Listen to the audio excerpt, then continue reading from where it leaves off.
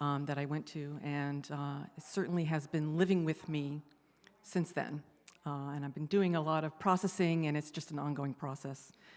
But you want to go on to the next slide, please? So I wanted to give a little bit of background on where this all comes from. I did attend a couple two-bar webinars that are sponsored by the Southern Region UUA.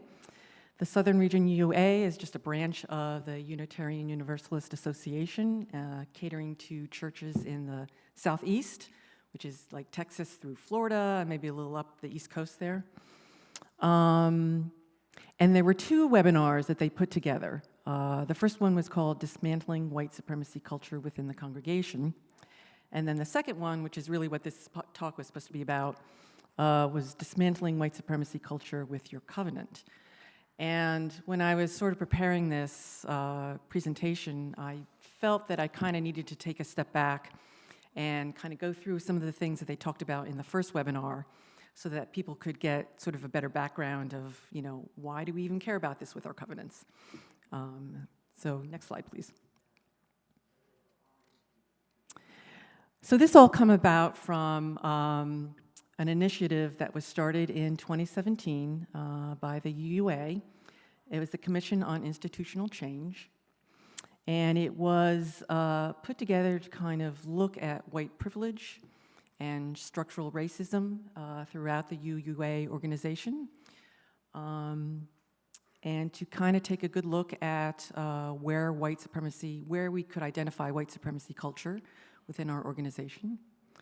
And then the result was to make recommendations to support long-term cultural and institutional changes that we need to really think about in order to continue to uphold our UU values of inclusion and acceptance. And this led to a report called Widening the Circle of Concern, which is a very intensive, thorough, I think, report. Those of us on the C Justice Committee have actually read through it. It's free to anyone. It's online. You can just need to Google it.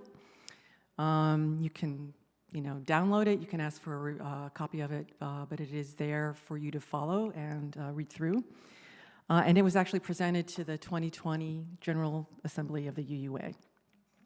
So it took a few years to kind of go through this. And a lot of what you'll also see in that report are actual personal anecdotes, a lot of personal interviewing, talking to a lot of people throughout the organization about their experiences as people of color, indigenous people, LGBTQ people, people that have been, sort of our marginalized communities, and how they have tried to navigate through the UU organizations that they are members of. So they looked a lot at that personal anecdotes, a lot of that interviewing, and came up with this report, Widening the Circle of Concern. Okay, and another actual input that went into this, which we're really going to talk a lot about in this, is the white supremacy culture. It was an article written back, I think originally in 1999, so it's over 20 years old, by Tima Okun and Kenneth Jones. And if you want to go to the next slide. Actually, sorry, not quite yet, but that's okay. Anyway, the article, again, was written by them about 20 years old, and it centers a lot on different characteristics of white supremacy, and we're going to get a little bit more into that a little bit later. Okay, you can go ahead. So in the first meeting about dismantling white supremacy culture in your congregation, we talked a little bit about the report, Widening the Circle of Concern, and some of the trends that came out of this report. And the reason why these are important to think about and know about is because we want to understand what's going on in our society today, because we really need to make sure that our faith is going to survive There are a lot of statistics that that are pointing to the fact that people are really moving away from institutionalized religions. And so we need to think about ways that we can allow our faith to kind of continue and survive, and to bring in multiple cultures, and make sure that we're acknowledging their needs. So some of the trends see our time as a haven or social club for those disaffected by other religions has passed. And I think this has to do a lot with UUA, the UU church. Like myself, I'm a comer-inner. I came to the religion about 20 years ago, but I didn't grow up in the religion. I grew up in Catholic faith. But I certainly saw UUism as sort of my home, my real home. But not a lot of people have come through it from birth. And that trend, maybe that time has passed, as UU as just sort of a faith that you come to later on in life. We really want to make sure that we are listening to younger generations and what their needs and wants are and what their understanding is. And that brings us to the next point. The demographics of our nation have changed, and with them, expectations around cultural competency. So younger generations, they have different baseline expectations now. And maybe that's thanks to the various LGBTQ activations that have happened during the 2010s, a lot during the Obama administration, a lot of good things have happened out of that, and the people growing up through that are used to that. So they have very different expectations when they come into this church, and they're finding that maybe we're not really as welcoming as we say we are. They're a little bit disaffected by when they come in and what they see. So that's one trend we want to work about or be concerned with. Our faith still relies on a culture whose prosperity has been built on exploitation, and that's gone unacknowledged. Obviously, slavery is something that we've built our culture on, and that's morphed, we're not doing slavery anymore, but it's morphed into a sort of racial caste system that still is part of our culture. Migrant workers, we take advantage of migrant workers, year after year, and our free trade policies, where we depend a lot on cheap labor in other countries. So we're still based on exploitation. Our emphasis on hyper-individualism. UUs really pride themselves on being, strong individuals. And I kind of take this to mean, like, especially when I came into the faith, that this is my own individual spiritual journey, and nobody else, can say anything about what I think. But we really, that's kind of can be kind of a characteristic that alienates us as well. And we want to really start thinking also, not just about, our individualism, but about the collective good that we can do. This last one, we continue to attract greater diversity of people, but we retain a very small percentage of those who do not match what's already here, which is our white aging majority.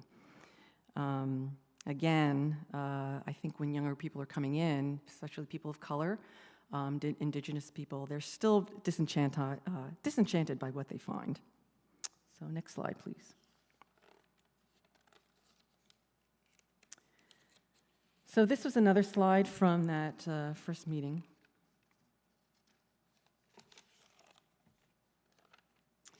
They call this the white supremacy iceberg. And, I realize that this is difficult terminology, white supremacy, because we kind of equate it with being a white supremacist. And the two are different. There is a distinction. I certainly don't see any UUs being, involved in lynching or hate groups or, KKK, that kind of a thing. That's really, overt white supremacy. But it's more the covert white supremacy, the stuff that's sort of under that really overt line that we still need to be concerned about, and we need to learn about, and we need to try and understand. You know, I think we all, myself included, take part in some of this.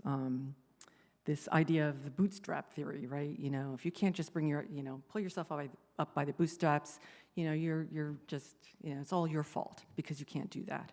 There's just so many, you know, so many complex issues around something like that. It's just not that black and white. What else do we have here? Yes. Yeah, sorry. It's, yeah, a little hard from the side here as well. Okay, so hiring discrimination. Maybe some of us don't do that, but we still maybe experience it where we work. A lot of what Brandon was talking about, police murdering people of color, we still see, obviously, a lot of that today. Make America great again. Yeah. Maybe there are people who don't see that as being a white supremacy slogan. I personally do. I think it's all built around that idea that making America great again is basically just, you know, the whiteness. It's just all about whiteness. School to prison pipeline, I see racial profiling, mass incarceration, paternalism, not believing experiences of people of color. I think we're all probably experienced that or have maybe felt that at times. Assuming that good intentions are enough, you know, our intentions to be allies. It's just not enough anymore. Celebration of Columbus Day.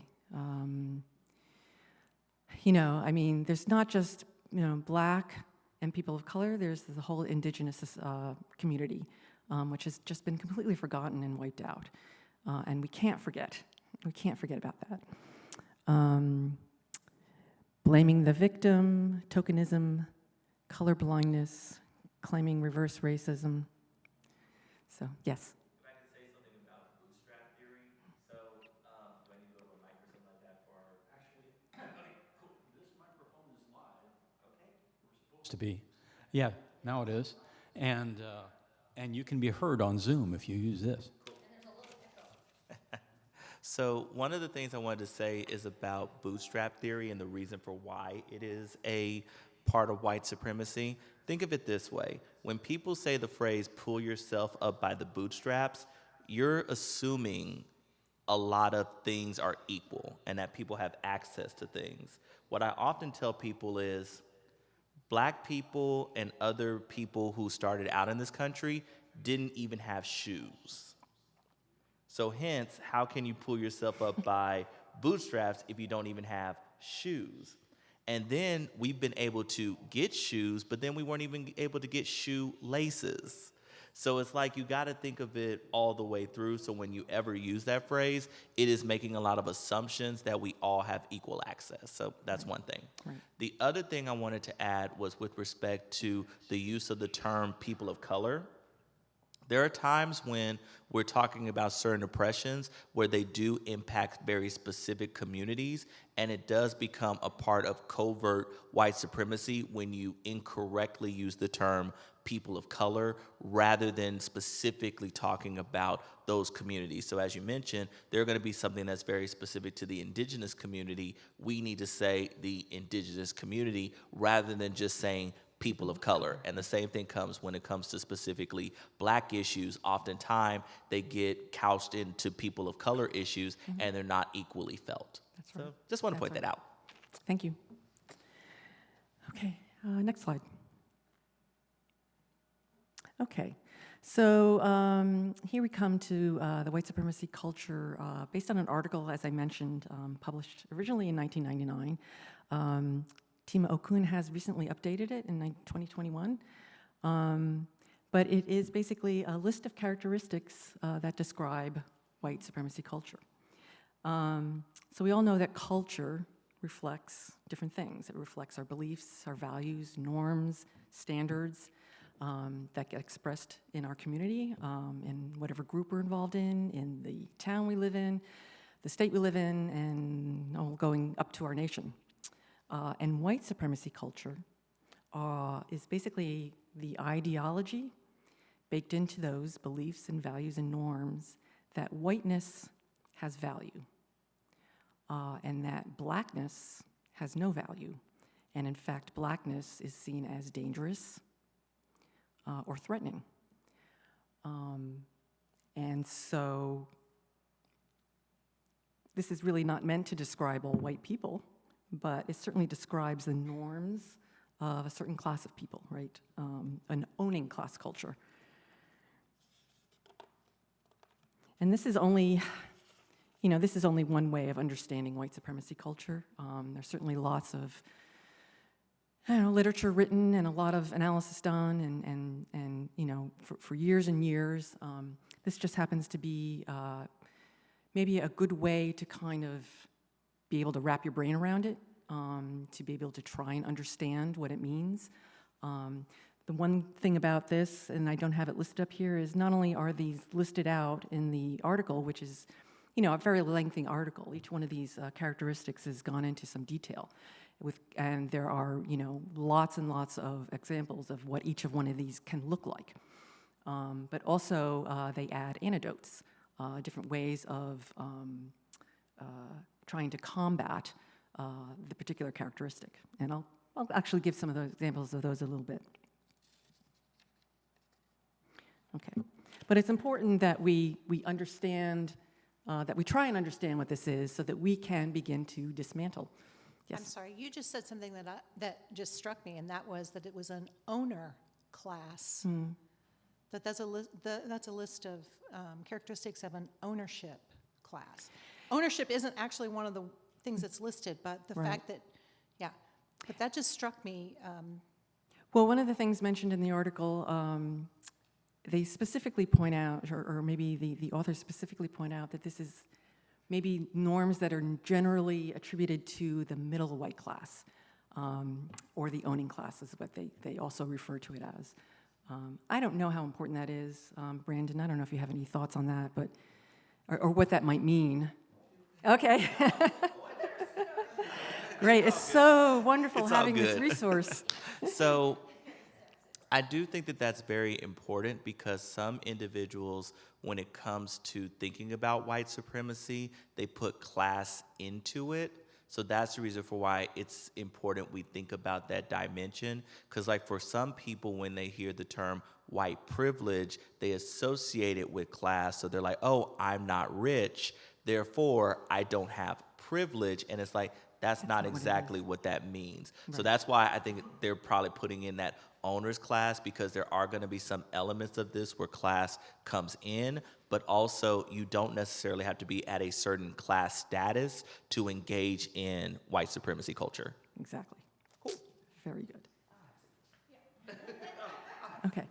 But I do want to give some examples. Actually, I want to talk about a story that a woman on this first meeting shared. It was very interesting. She is a black woman, and she gives a story about a black woman that came into a UU church, probably a newish member, and she had recently lost her mother. And she came to church week after week, after week after week, many weeks, just sitting there quietly and crying.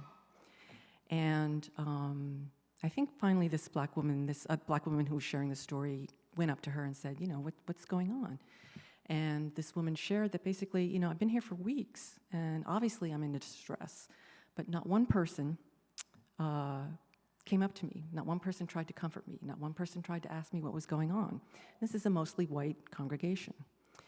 And the woman shared that if this had been a black congregation, that never would have happened. Because what's most important to a black congregation tends to be relationships and community.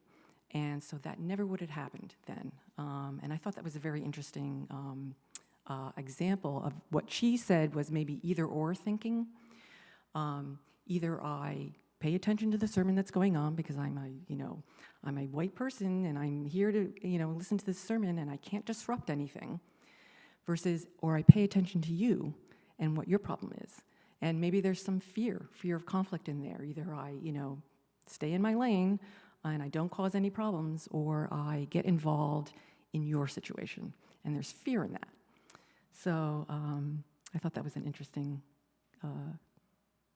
interesting example of one of these. And, you know, there's so many to go through here, and there's so many examples of how these play out. In fact, when I was reading this, I work in a mostly male, white male corporate environment.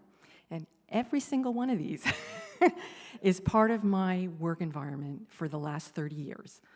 Every single one. And I look at that and I just go, oh, yeah, that's why. You know, there's just so many things that could be better if, you know, if individualism wasn't such a part of it, you know, if we could collaborate more. If the thought of collaborating wasn't seen as weakness. You know, power hoarding, I mean, paternalism, only the one right way. It's just, yeah, it's a part of my culture too. Okay, so next slide.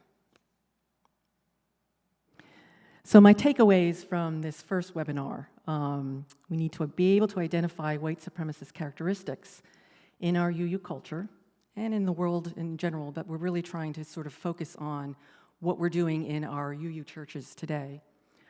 Understand them so that we can dismantle them and help our faith grow and survive.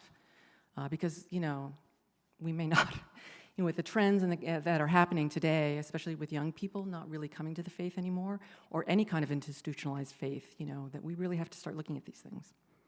Okay, next slide. Okay, so that brings me actually to what we were here today. Uprooting white supremacy inherent in covenant building. And the reason why, you know, I wanted to go to this second meeting was I thought it was interesting to be able to take something from the first meeting and actually action on it in some way.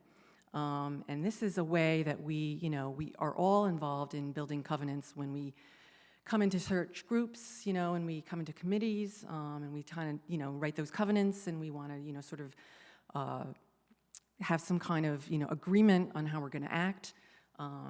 The way that we've been doing this in the past is maybe really not the way that we should be doing it, you know, going forward. You know, why not look at a different approach? Okay, next slide. Okay, here's the fun part. So I wanted to jump to a commercial. This was actually played in the second meeting, and based on, you know, what we've talked about so far, I want you to watch the commercial and kind of, you know, think about what message it's giving you. What do you see? You should be able to just double click on it. And it's going to look like there's stuff going around, because remember, I was doing a screen capture, so just ignore that.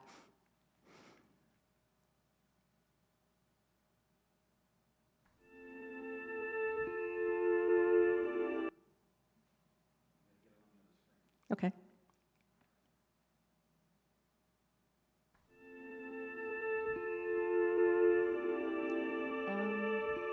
Oh, you know what? Let me come on over and see if I can do something. There's a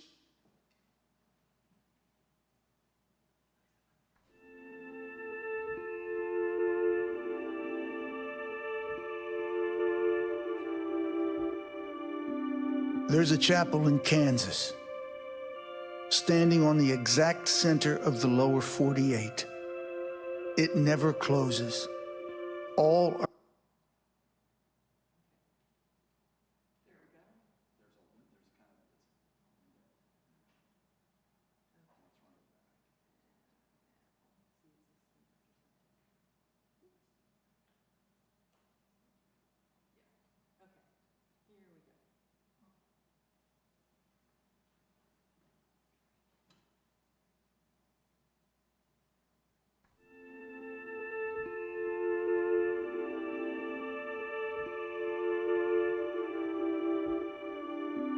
There's a chapel in Kansas, standing on the exact center of the lower 48. It never closes. All are more than welcome to come meet here in the middle. It's no secret, the middle has been a hard place to get to lately, between red and blue, between servant and citizen, between our freedom and our fear. Now, fear has never been the best of who we are. And as for freedom, It's not the property of just the fortunate few. It belongs to us all. Whoever you are, wherever you're from. It's what connects us, and we need that connection. We need the middle. We just have to remember the very soil we stand on is common ground. So we can get there. We can make it to the mountaintop, through the desert, and we will cross this divide. Our light has always found its way through the darkness. And there's hope on the road up ahead.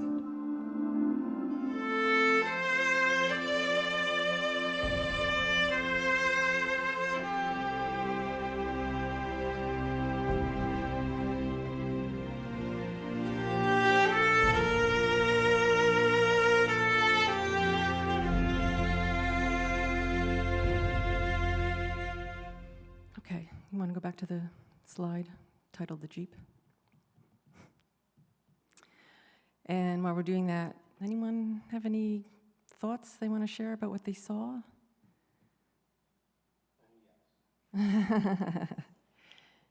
Yeah, this was actually shown, this is a Super Bowl commercial shown during the halftime of the Super Bowl. So has a wide audience. Yeah, we actually looked at this the other night in a surge meeting, showing up for racial justice, and I had to think it through for a while, but it may have been presented as, well, you know, there's all these things wrong with it. There's so many things you can see where they're missing, and it occurred to me that they knew what they were doing. I don't think that was not deliberate, that they were making a specific audience group appeal to a very specific group of white people with Christian nationalist imagery, and calling them, you're the middle. This is where everyone should be coming together to be, is white Christian America in the middle. I haven't researched. I wanted to do it, to go through and look at Jeep's The Road Ahead, to see if they kind of continued that theme in their website where they have this, but I haven't done it yet. Yeah. But they knew what they were doing. Yeah, that's interesting. I hadn't really thought of it that way. If you want to go to the next slide. I mean, I have to admit, because I've been so politically enraged over the last few years, that I went right to the political message. And I was like, yeah, we need to come together. But I also realized, I didn't see any diversity. I didn't see any black people. I didn't see any indigenous people. I didn't see any other people other than white. And I got this idea of, again, this sort of, so political centrism juxtaposed with this sort of ruggedness, individualism, cowboyism, which I kind of hate. That's just me. That's my personal opinion. But again, this sort of, everything is Christian, and Christian is like the only expression of religion that is out there, which is just so not true. But I hadn't really thought of it as being that they knew what they were doing. I thought that they were trying to be, good about it. But, you may be right. Well, this is the second time I've seen the ad, because I was on the call when we watched it the first time. But the thing that really hit me this time, it was the Christian thing that hit me the first time, the crosses, and that this is not a meeting house. It's a church. It's a Christian church. But what hit me this time was when he picked up the dirt and he said, "This is common ground," and I thought, Yes. stolen common ground, and you had to kill the people who were here. Yeah. So, yeah. Yeah, I thought about that too. The more that I've read and the more that I've immersed myself in trying to, get to some kind of understanding, that I also see that as well. And it's, Brandon, go ahead. So one other thing that I think people need to think about is, who did they choose to deliver this message? Right. Bruce Springsteen does not have a record really of being inclusive in his audience, if you think about that. Because I'm thinking about his concerts, I'm thinking about things that he's even said. He doesn't have this, reputation for being inclusive. So you pick someone who has a lot of iconography associated with him, which is also going along with all this. So it's exactly who is this for? And then, yeah, the dirt with common ground, I was like, are we really gonna not talk about any of that? But once again, I do agree with David in that this was intentional of who is this message for, and who are you basically saying has to work to do this? So for people who are always centered, you've always been centered. Right. So why is it that once again you're making the rest of us have to work to center you when you haven't been off-centered? Right. Go to the next slide, Dave. So, right. Assumes our sameness, basically, is our hope. And that it minimalizes, right? Anyone on the margins, has to kind of make the most movement in order to, you have to assimilate. So why are we talking about this, actually? Well, I mean, the way it's presented, I think it's kind of like an unwritten covenant to the American people. Unspoken, unwritten, but you take it as sort of, this is our agreement, this is how we're going to work together. And that's what a covenant is. And, we're sort of seeing that this one is not really what we think it is. Okay, next slide. Okay, so coming back to this white supremacy culture, I did mention that, there's an updated version of it. I've read through it multiple times, and I'm still getting stuff out of it. It's just so, as I said to Brandon before, this is such a heavy topic, and there's so much to really unpack that I can't possibly unpack it all here, but that's why I mention it. And then some examples of antidotes. I did at least want to provide some of that kind of feeling of hope in a way, that there are ways to combat, because a lot of these characteristics serve to disconnect us, right? So the antidotes really are there to kind of help reconnect us. So for example, fear, which wasn't in the original list, but is in the updated list. And I was talking about that in that story that I told, fear of connecting. An antidote is to name our fear, understand it, so that we can avoid bringing it into our beliefs that we're, covenanting on. Perfectionism. If we recognize that mistakes can lead to positive results, right? Mistakes are always learning jump-off points. We always say that, but we haven't really internalized that. Quantity over quality. There was a question asked that I thought was really interesting. I've never thought of it this way. Are the decisions we make today sustainable 7 generations into the future? And I think that there's a term for that. But we never think about that when we're doing covenants. It's always kind of like here and now. What do we want to accomplish right now? And I can kind of understand that, but the documents that we work on in our church really need to be sustainable, for the long term. And we want to start thinking that way. And then individualism, teamwork and collaboration are as important, and they should be important personal and group values. Rather than where I work, if you haven't figured it out on your own before you try to bring anyone else in, you're stupid in a way. And that's maybe my internalized version of it, but a lot of people act that way. And it's just, unfortunately a lot of waste of time. And, you can learn from one another. So there's always value in that. Next slide. I think the next one is, a really bad example of covenant. This is really bad, and it's really old. This old covenant written in Dedham, Massachusetts in 1636. I do have a link to the actual text, but I don't think we have to follow that. It's basically a covenant that said you had to have exactly similar Puritan values to even live in the town. You could not deviate at all, and they were serious about it. And it was signed, of course, only by men. Oops. So bad they don't want you to see it. So bad, you can't see it.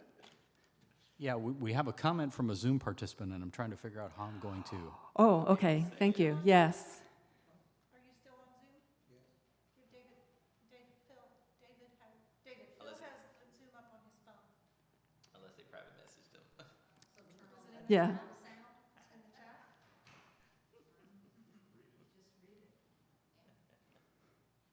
Phil, just read the message. That's what I was like. I think they may have private messaged them. He told them to put it in the chat. Chat. Yeah. Yeah, I don't have a copy of that text here. And it was like, 4 or 5 bullets. Okay, go ahead, I guess we have a comment. Yeah, this is from Carol. The thing that struck me about the commercial, she was trying to get in from the last slide, Oh, sorry about that. was the statement that freedom is for everyone. I thought of the current attitude of wealthy people who want to dismantle a lot of New Deal things in our country because they feel that they have the liberty to do what they want. They have no sense of the common good. So I think the visuals were not the best, but that message was important to me. Thank you. Yes. Another comment.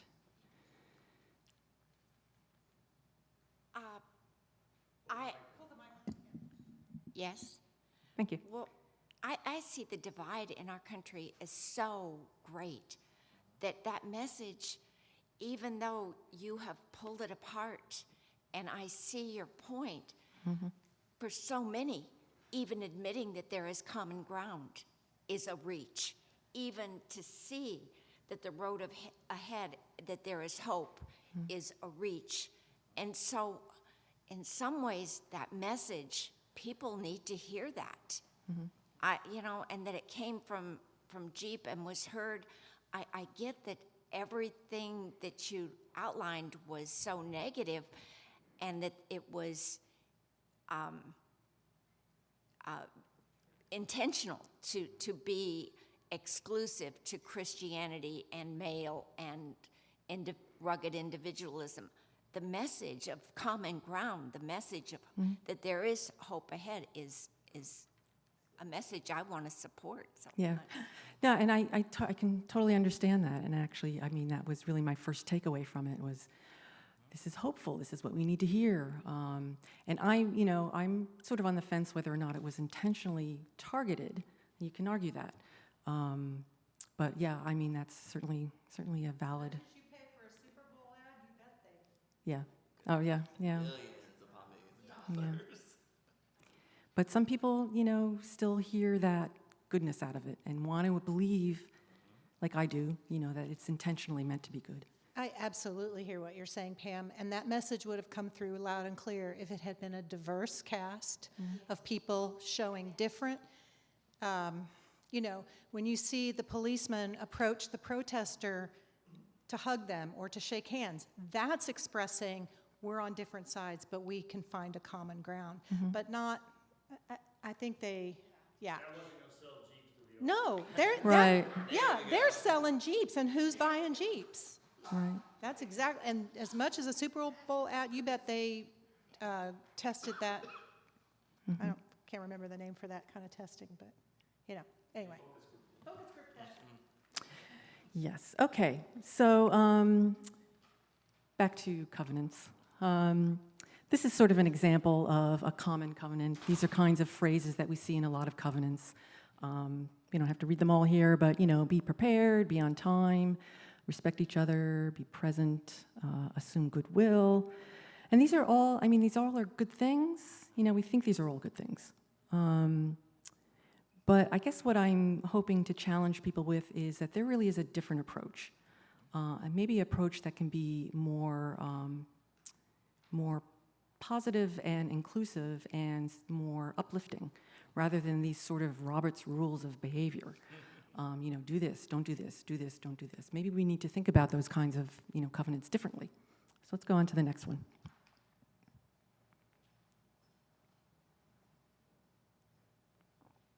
Okay, and the reason why some of these don't work, we say don't judge, try to be objective, but it's not really possible not to be judgmental. It's not possible to be neutral. It really just isn't. It's not, not really possible. The second one, I left it in here even though I'm kind of struggling with it, because I've read different examples of good covenants or covenants not rooted in white supremacy that still have language like this, so I'm not really sure what to make of this. But basically, don't make assumptions or assume only good intentions. Those are kinds of things you see in covenants, and I don't know if we should be prioritizing impact over intention or the other way around. I don't have a good sense of where that lies in the sort of spectrum of what's considered white supremacy versus not rooted in white supremacy. So again, I've seen that in different covenants, but I left it up there just to kind of share with you my struggle over it. Speak your truth, as if, we're all there to lie, or to hide our true intentions, and that's not really true. Show respect. So respect in the white culture is, you will defer your opinion to mine. I'm in the position of authority, therefore what I say really has more value than what you say. But respect in other cultures can mean different things. I think the example I'm trying to get to here is that, and I'm not really sure which culture this comes from, but the idea that respect really means we're gonna agree on something. It's not, I'm gonna defer to you, but we're gonna work together and come to an agreement. And there may be, cultures that really work that way. But, in a white supremacy culture, it's not really how it works.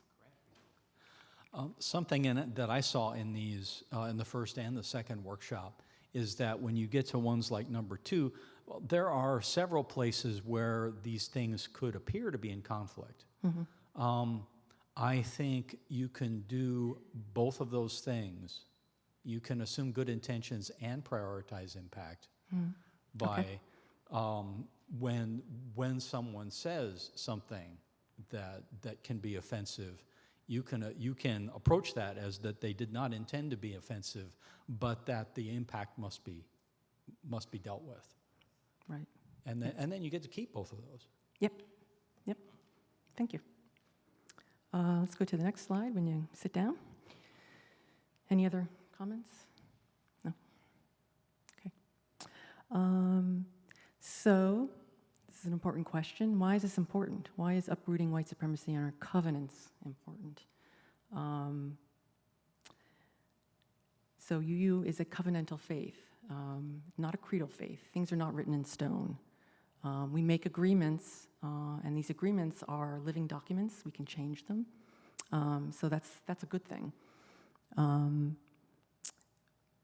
I love this line down at the bottom. Okay, so covenants describe how we want to practice our religion together, and that's why I think it's so important to make sure that we are instilling in our covenants more inclusiveness and less characteristics of white supremacy.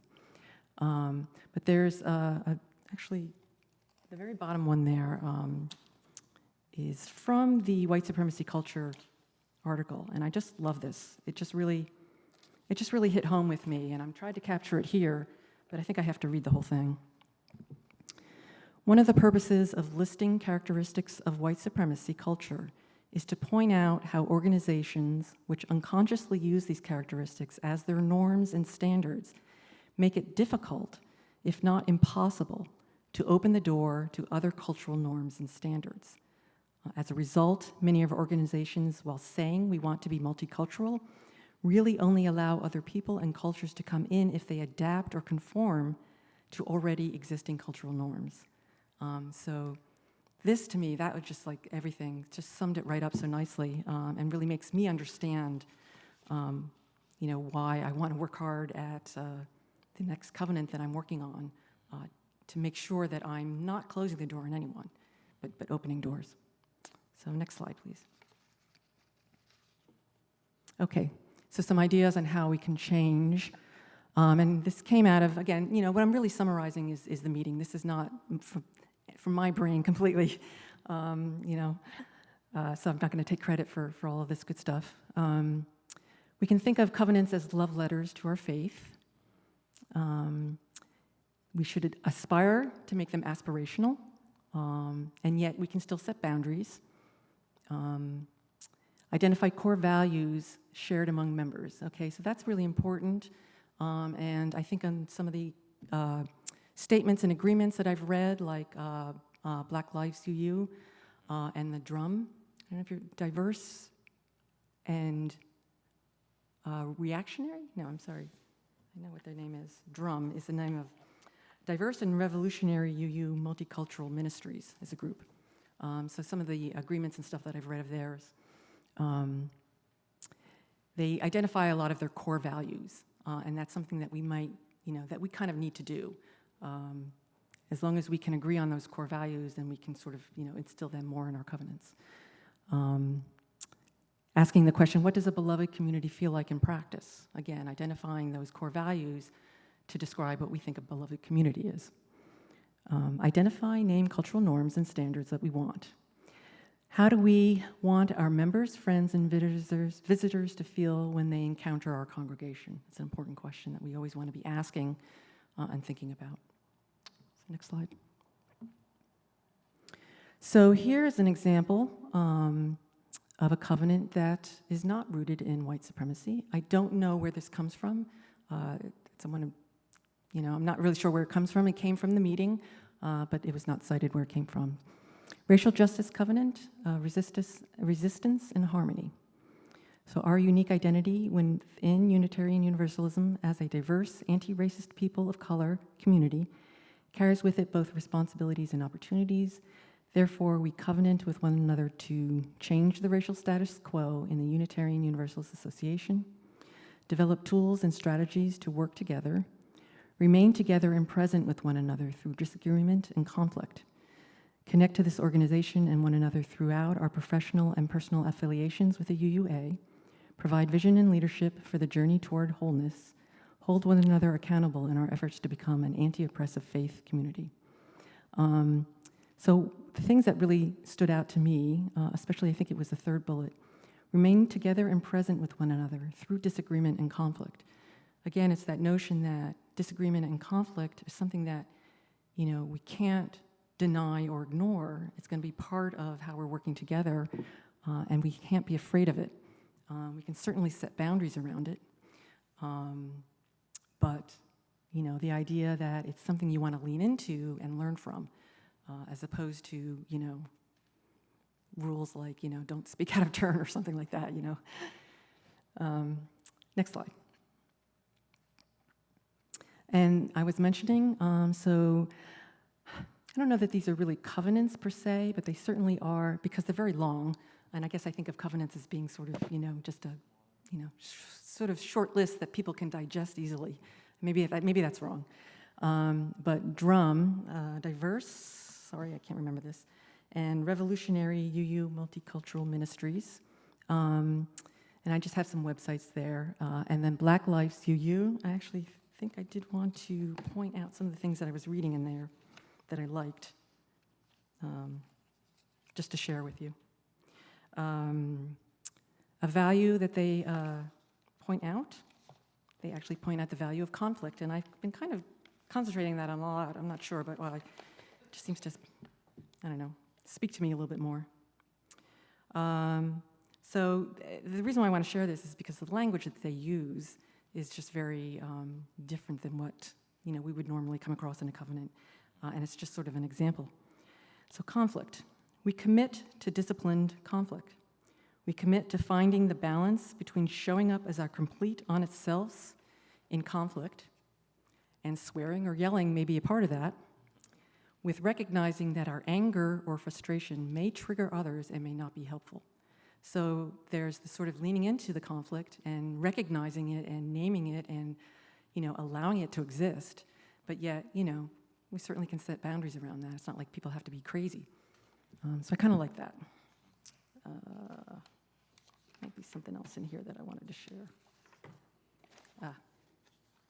So the idea of perfectionism.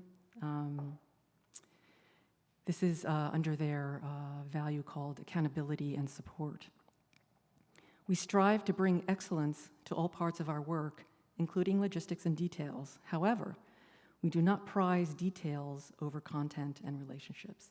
So excellence is great, you know, we want to strive for excellence, but we don't want to strive for perfection. Perfection is just an impossible possible. It's all about progress, you know, not perfection. So anyway, that was just some you know, examples of the language that they use that I really liked.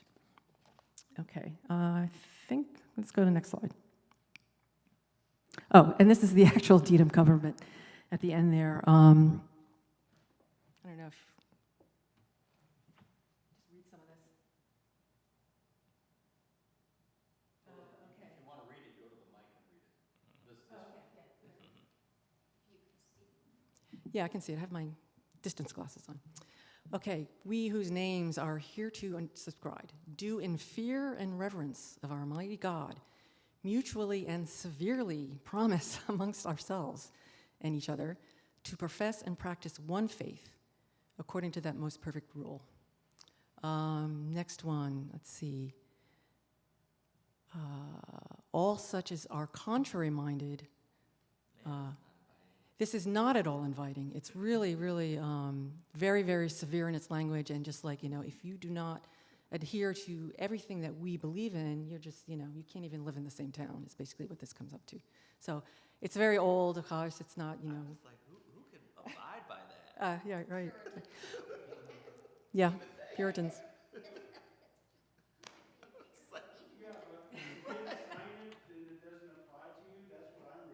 Right? Yeah, Jeff said, Right, yeah. they're off the If hook, you're, right.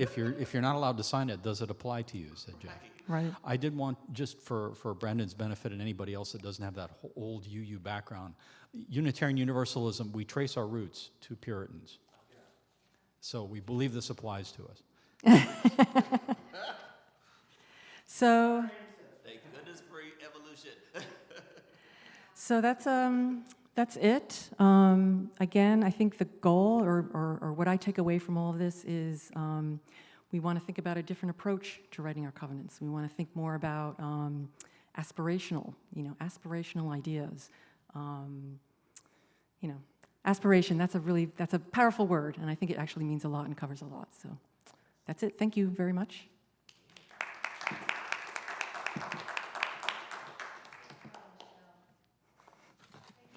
As a hard act to follow, I just loved Brandon's service, and it was just so much of it fit right into this.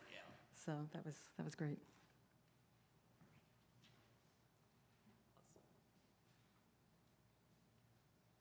Great job. Thank you. Coming from you, that's quite a compliment. But I do agree, because I'm like, this is No, it's awful. I hadn't really read the text until just the other night. I found it, and I was like, right. It's like, who can apply to that? we have this very severe,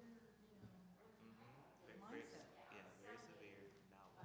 So Yeah, if there's anything else anybody wanted to share, we got a couple minutes left, and I did want to thank everyone for staying for this that did. I thought we had a really good discussion today, and I have got some good ideas for what I'm going to be doing, thinking about in social justice going forward. Really appreciate it.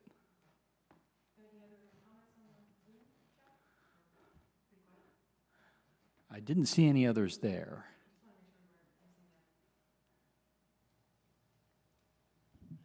Yeah, I appreciated this, and I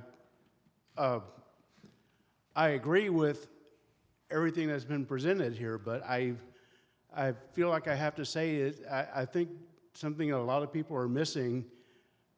White supremacy is there, but white supremacy isn't for itself. White supremacy is a tool of the oligarchy.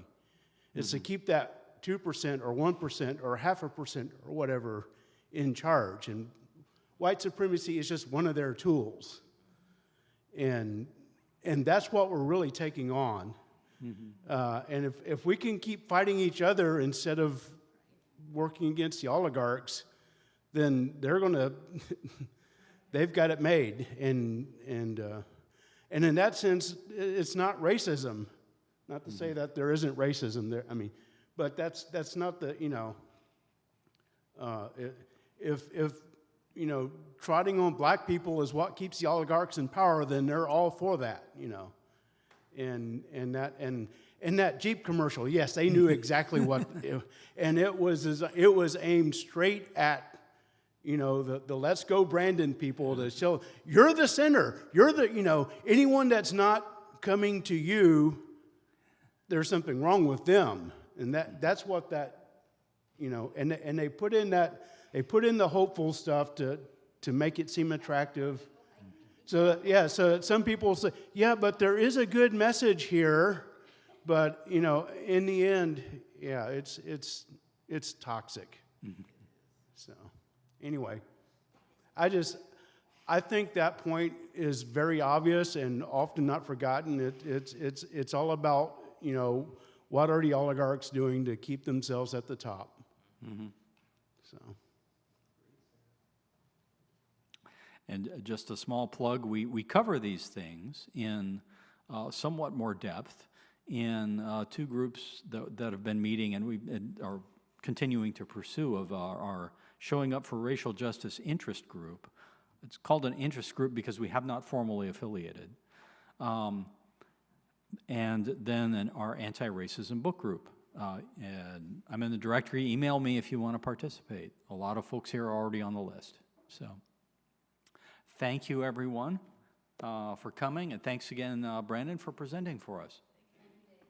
And thank you, Michelle, for pulling this together.